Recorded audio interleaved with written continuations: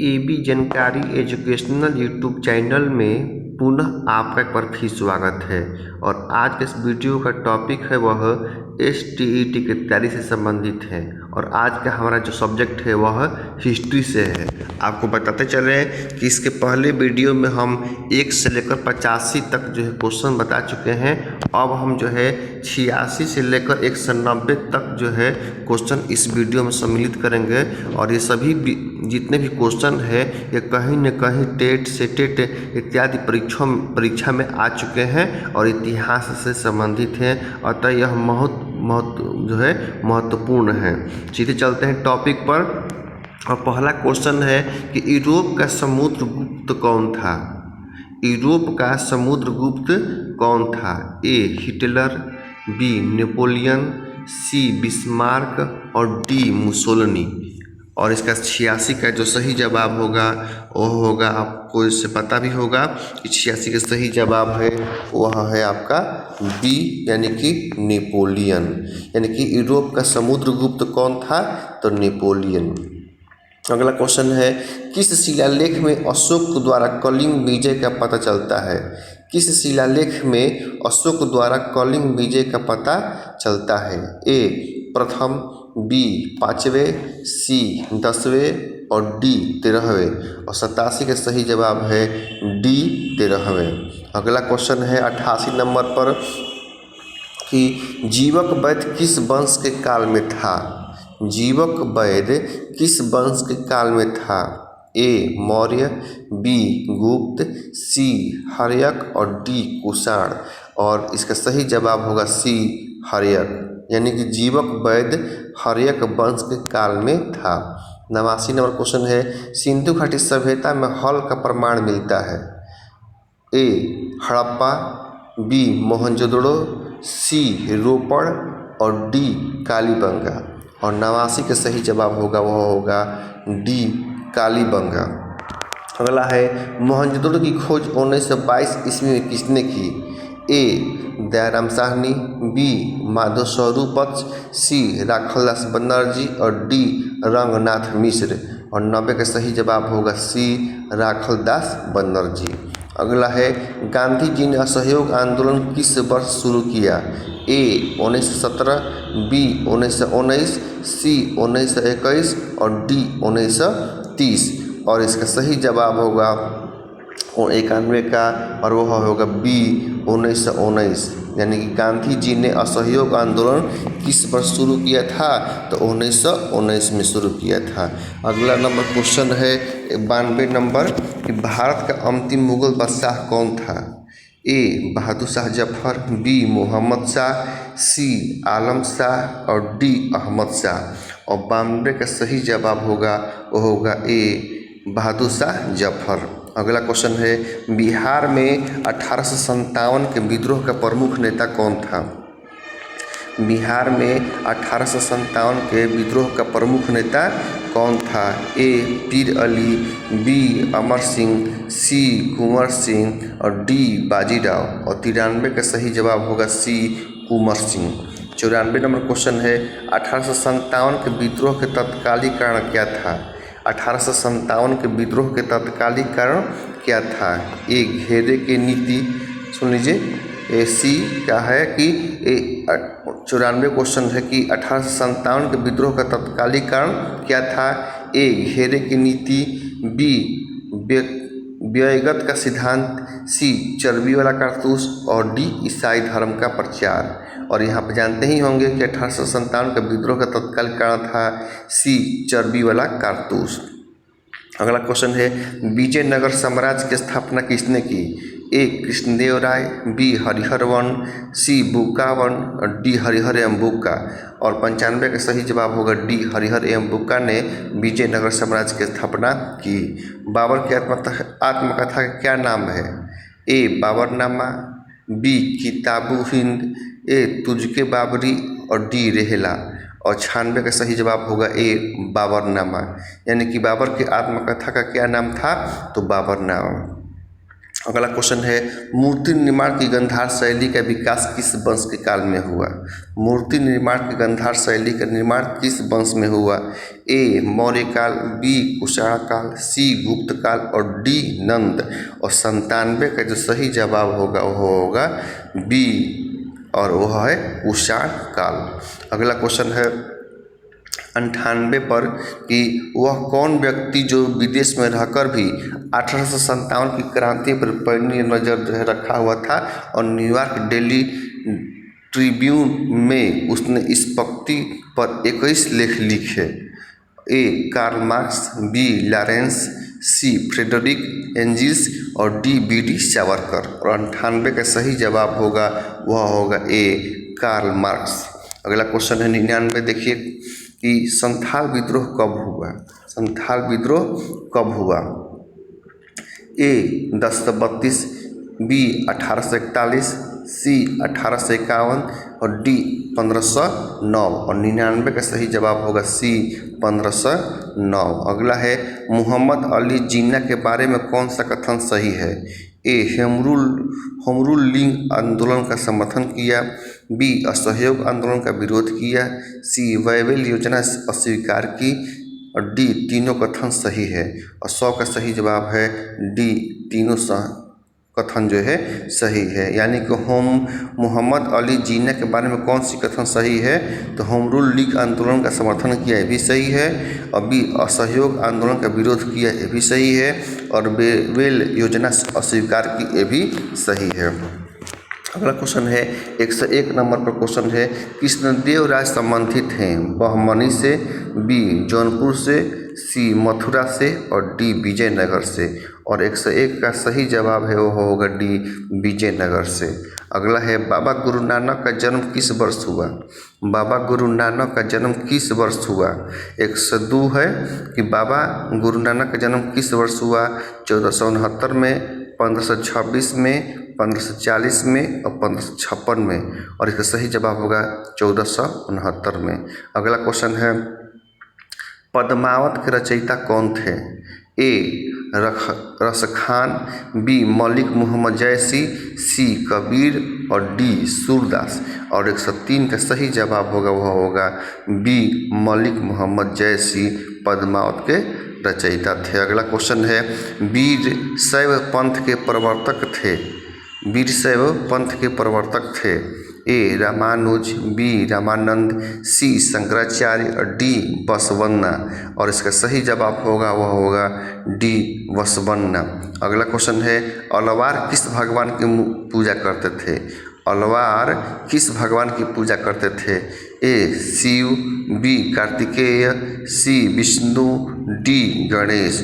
और 105 का सही जवाब होगा सी विष्णु का। यानी कि अलवार किस भगवान की पूजा करते थे, तो विष्णु का। अगला क्वेश्चन है इब्न बतूता किस देश का यात्री था। इब्न बतूता किस देश का यात्री था। ए मिस्र, बी अरब, सी तुर्की और डी मोरक्को।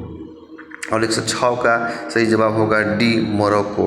यानी कि इब्न बतूता किस देश का यात्री था, तो मोरक्को का था। 107 नंबर क्वेश्चन फ्रांटकोइस बर्नियर कौन था। फ्रांटकोइस बर्नियर कौन था। ए फ्रांसीसी, बी एक ब्रिटिश, सी एक डच और डी एक पुर्तगाली।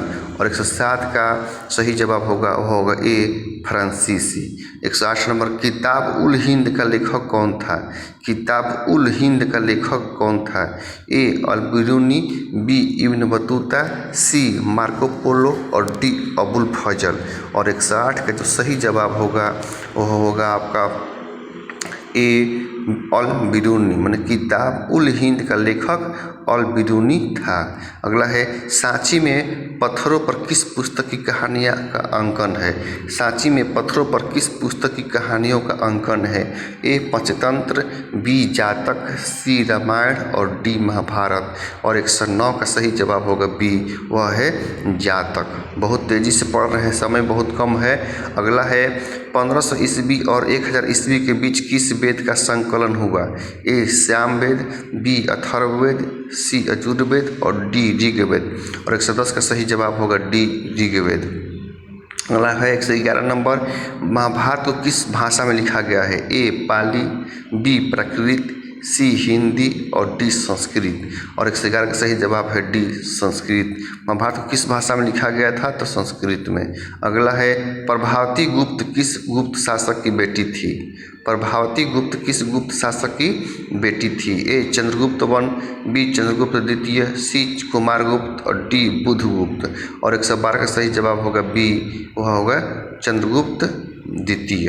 अगला क्वेश्चन है प्रयाग प्रशस्ति का रचयिता कौन था? प्रयाग प्रशस्ति का रचयिता कौन था? 113 के सही जवाब होगा, उसमें से चुनिए कालिदास, वाणभट्ट, पतंजलि और हरिसेन। और इसका सही जवाब होगा 113 का, वह होगा डी हरिसेन। यानी कि प्रयाग प्रशस्ति का रचयिता कौन था?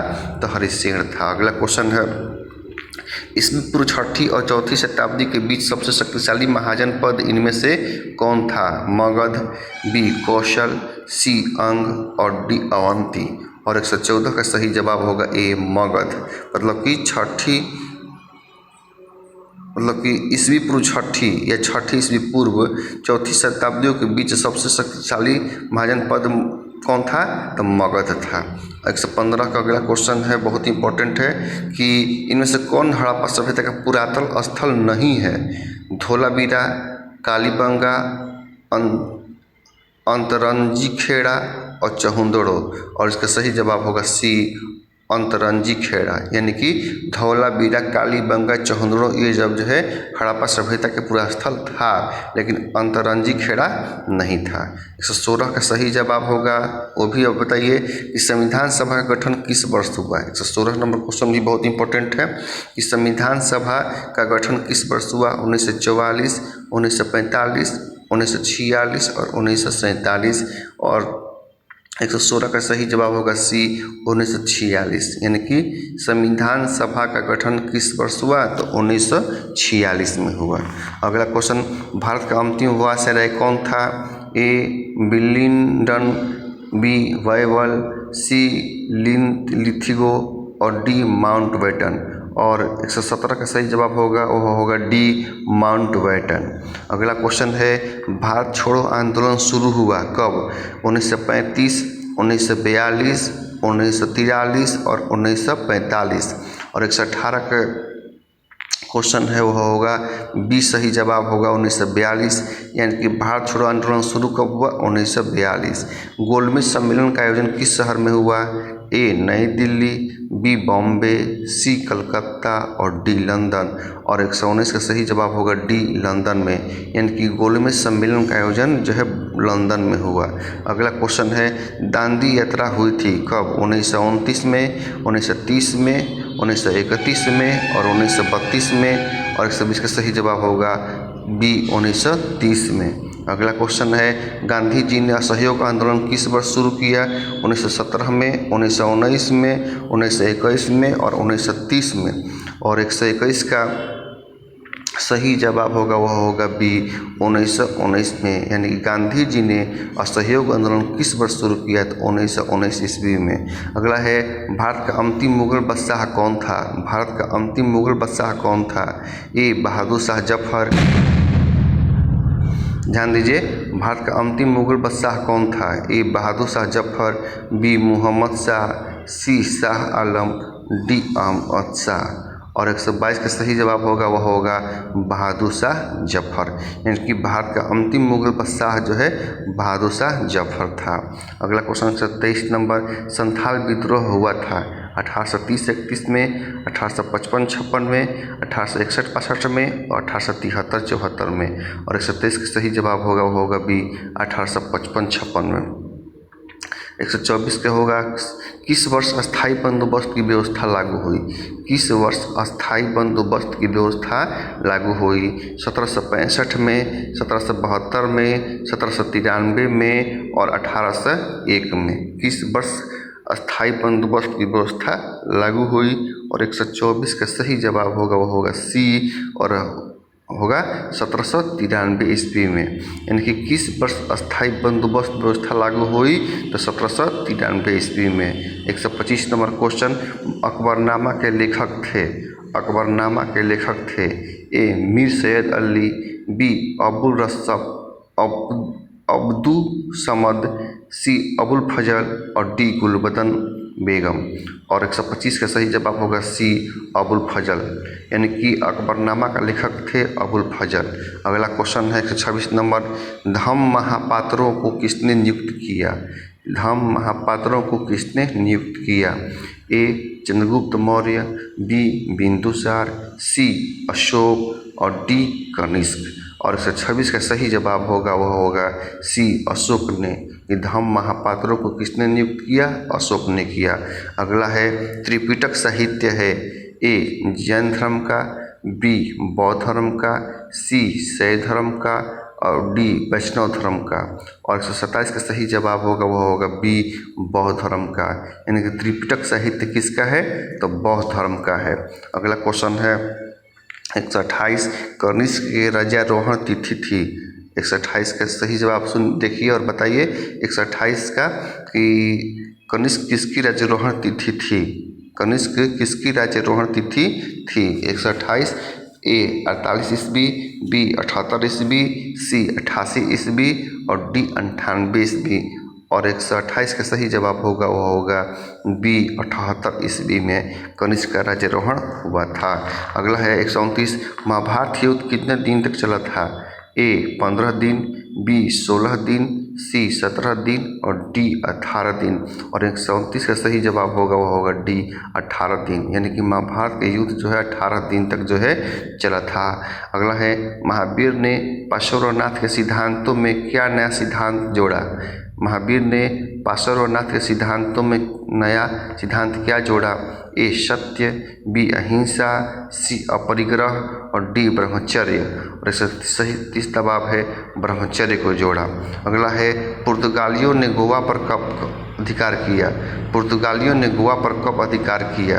1506 ईस्वी में, 1510 ईस्वी में, 1512 ईस्वी में और 1520 ईस्वी में। और 138 का सही जवाब होगा बी 1510 ईस्वी में। अगला है सहायक संधि की नीति कार्यान्वित की। सहायक संधि की नीति कार्यान्वित की 132 है, उसका ऑप्शन सुन लीजिए कि सहायक संधि की नीति कार्यान्वित की बेंटिंग ने, कॉर्नवालिस ने, वेलेजली ने और डी डलहौजी ने। और 132 का सही जवाब होगा वो होगा डी डलहौजी ने। अगला क्वेश्चन है अवध में 1857 के विद्रोह का नेतृत्व किसने किया?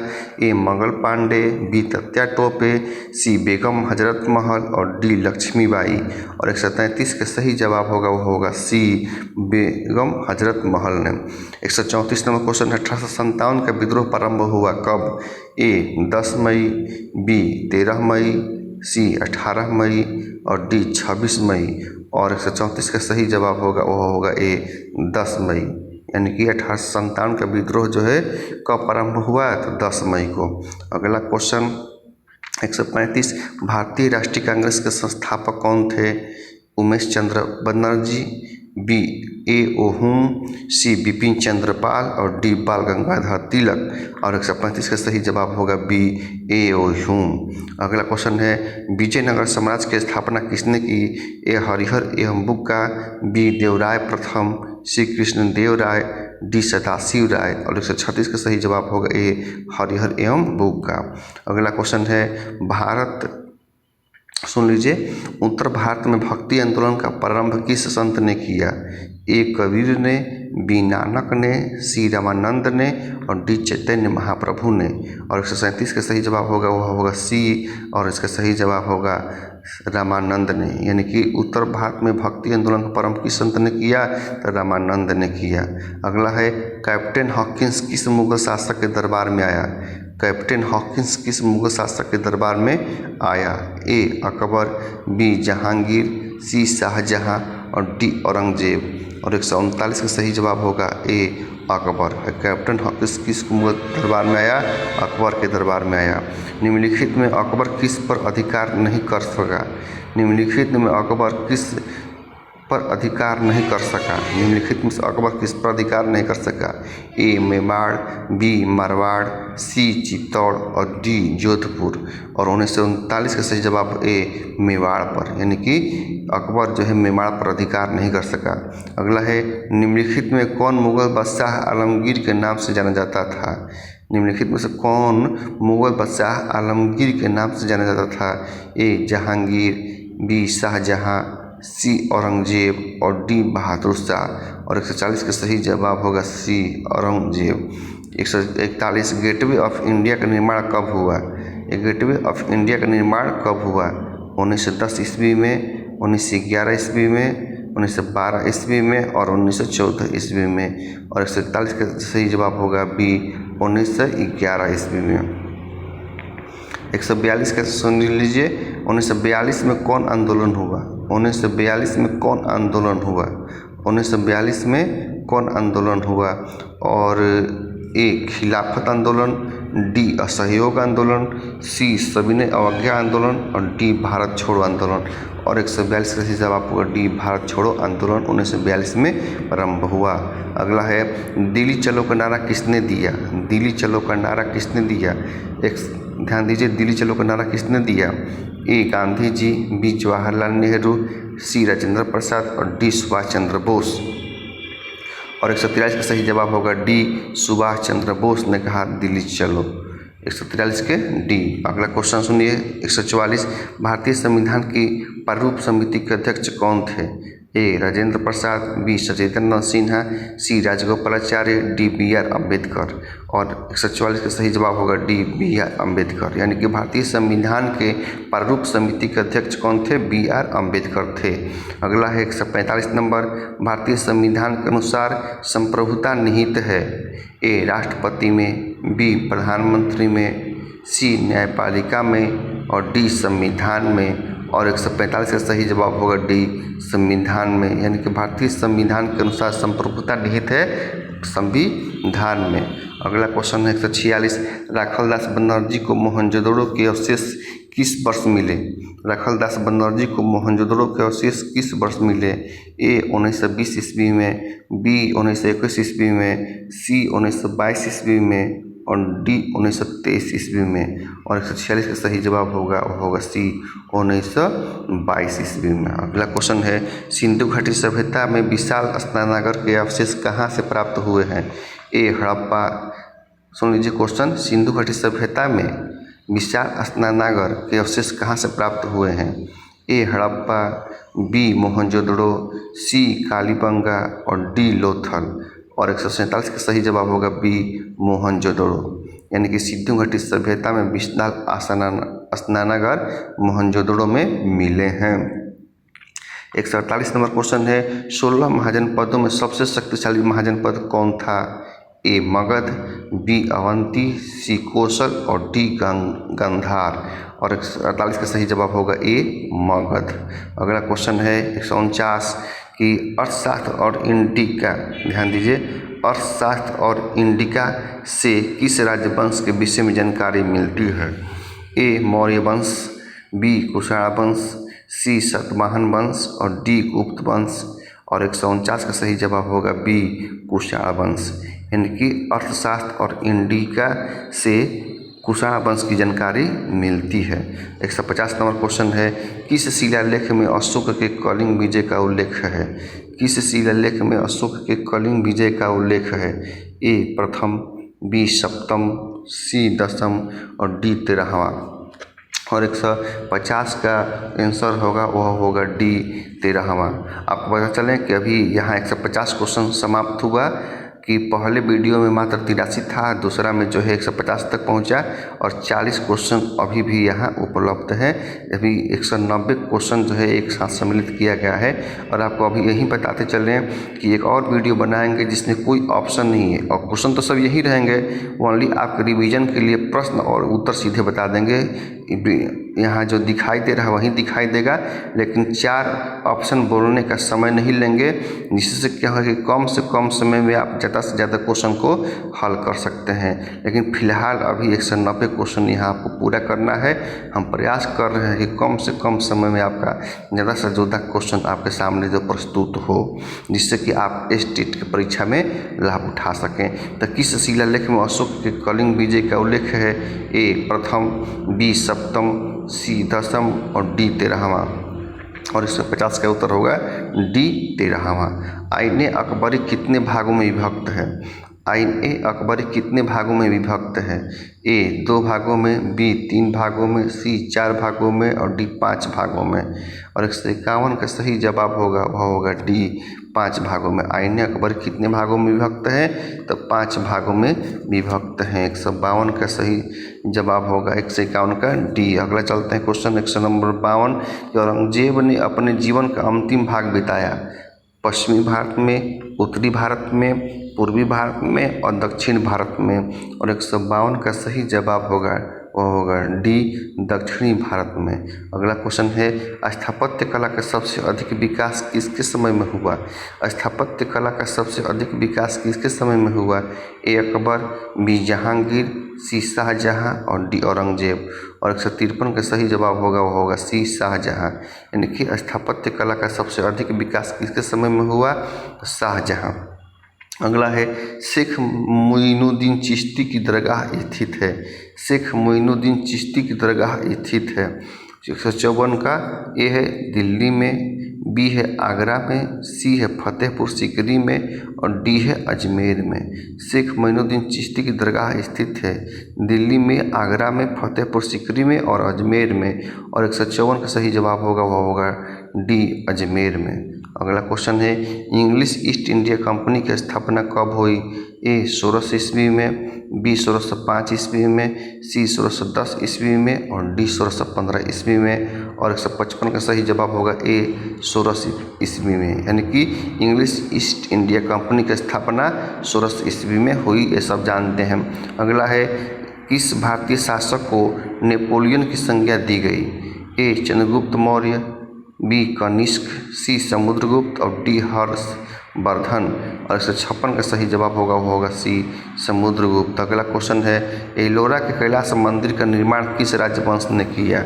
एलोरा के कैलाश मंदिर का निर्माण किस राजवंश ने किया? ए चालुक्य, बी चोल, सी पल्लव और डी राष्ट्रकूट। और 157 का सही जवाब होगा डी राष्ट्रकूट। स्तूप का संबंध किस धर्म से है? स्तूप का संबंध किस धर्म से है? ए बौद्ध धर्म, बी जैन धर्म, सी ब्राह्मण धर्म और डी ईसाई धर्म। स्तूप का संबंध किस धर्म से है? तो 158 का सही जवाब होगा वह होगा ए बौद्ध धर्म से। अगला है अल-बिरूनी किसके साथ भारत आया था? अल-बिरूनी किसके साथ भारत आया था? ए मोहम्मद बिन कासिम, बी महमूद गजनवी, सी मोहम्मद गौरी और डी बाबर। और 159 का सही जवाब होगा वह होगा बी महमूद गजनवी। अगला है इब्न बतूता किस देश का निवासी था? इब्न बतूता किस देश का निवासी था? ए होगा मिस्र, बी होगा पुर्तगाली, सी होगा मोरक्को और डी होगा फ्रांस। और 160 का सही जवाब होगा सी मोरक्को। अगला क्वेश्चन है सुन लीजिए कि इब्न बतूता किस देश का निवासी था? तो मोरक्को का था। अगला क्वेश्चन है मुस्लिम लीग की स्थापना किस वर्ष हुई थी? ए 1902, बी 1906, सी 1907, डी 1919।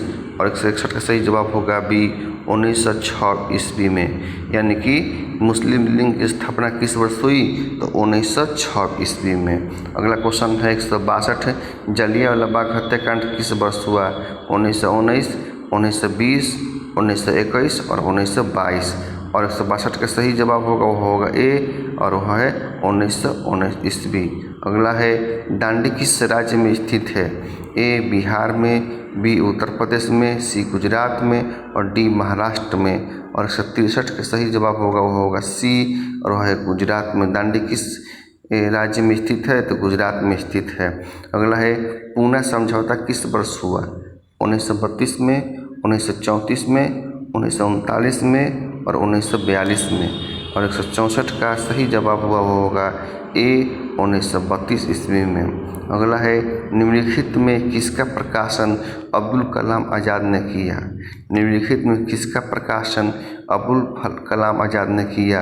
ए New India, B Al Hilal, C Young India, D Comrade. और 165 का सही जवाब होगा सी यानी कि यंग इंडिया का, यानी कि अब्दुल कलाम आज़ाद ने यंग इंडिया को जो है प्रकाशन किया। अगला है 166 हड़प्पा सभ्यता किस युग की सभ्यता है। ए पूर्व पाषाण युग, बी नवपाषाण युग, सी लौह युग और डी कांस्य युग। और 166 का सही जवाब होगा डी कांस्य युग, यानी कि हड़प्पा सभ्यता किस युग की सभ्यता है, तो कांस्य युग की सभ्यता है। अगला क्वेश्चन जो है 167 नंबर है, ध्यान दीजिए। हास्य सभ्यता सबसे बड़ा नगर कौन था। हास्य सभ्यता का हड़प्पा सभ्यता का सबसे बड़ा नगर कौन था। 167 में ए होगा मोहनजोदड़ो, कालीबंगा, सी लोथल और डी रंगपुर। और इसका सही जवाब होगा कालीबंगा। अगला क्वेश्चन है प्रसिद्ध ग्रंथ इंडिका की रचना किसने की थी। प्रसिद्ध ग्रंथ इंडिका की रचना किसने की थी। 168 का ए कौटिल्य, बी मेगास्थनीज, सी अलबिरूनी और डी इत्सिंग।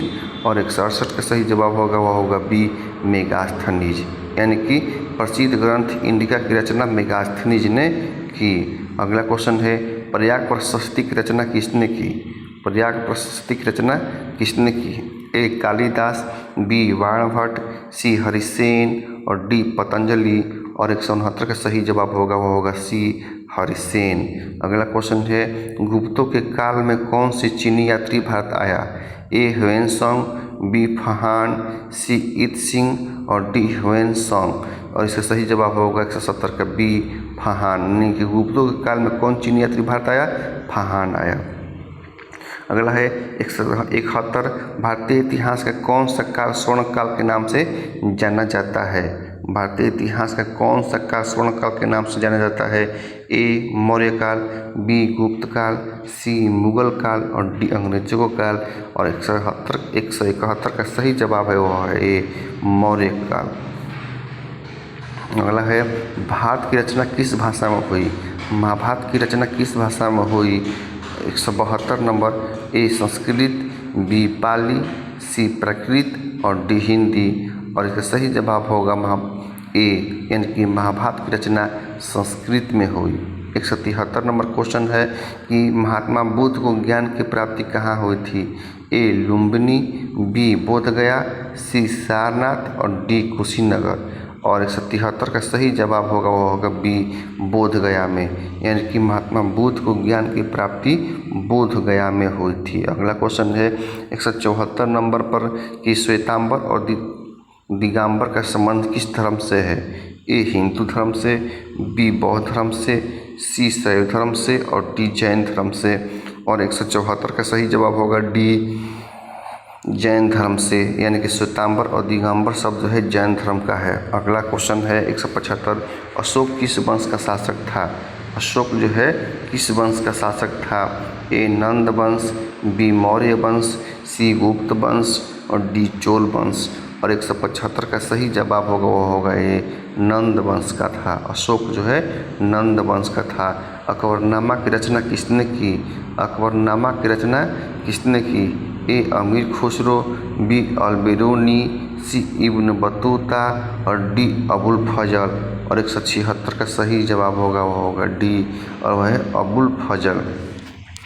अगला क्वेश्चन है पानीपत का प्रथम युद्ध किस वर्ष हुआ था। ए 1509, बी 1526, सी 1556 और डी 1761। और 177 का सही जवाब होगा बी 1526। पानीपत का प्रथम युद्ध किस वर्ष हुआ। 1526 ईस्वी में हुआ। भारत का अंतिम मुगल शासक कौन था। भारत का अंतिम मुगल शासक कौन था। ए शाहजहां, बी औरंगजेब, सी मोहम्मद शाह, डी बहादुर शाह जफर। और 178 का सही जवाब होगा बहादुर शाह जफर। इब्न बतूता किस देश का यात्री था। इब्न बतूता किस देश का यात्री था। ए मोरक्को, बी मिस्र, सी तुर्की और डी ईरान। और 179 का सही जवाब होगा ए मोरक्को। इब्न बतूता किस देश का यात्री था? तो मोरक्को का था। 180 है विजयनगर का महानतम शासक कौन था? विजयनगर का महानतम शासक कौन था? वीर नरसिंह सिंह, कृष्णदेव राय, सी अच्युत राय, डी सदाशिव राय। और 188 का सही जवाब होगा कृष्णदेव राय।